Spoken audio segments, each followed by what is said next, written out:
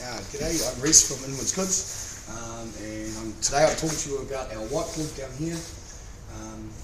What we found when our first attempt on it was that we couldn't differentiate between what was receipted in and what wasn't.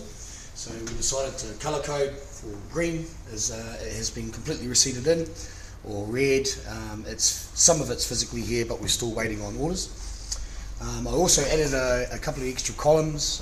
I added a case column as well, so the number of cases that we have for that said job.